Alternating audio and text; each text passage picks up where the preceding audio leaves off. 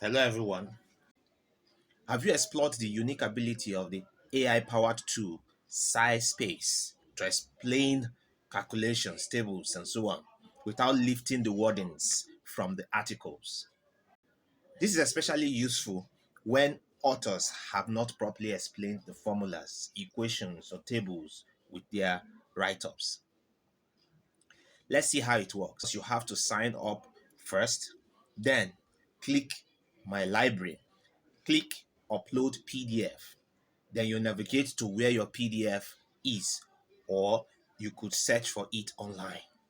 Once your file has been uploaded, click on the file name for the file to be opened inside Space. Now click on the button Explain Math and Tables.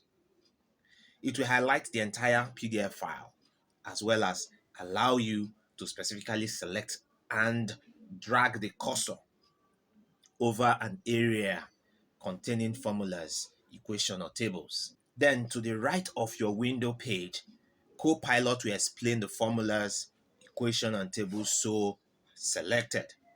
Copy the response and save it, and you are done.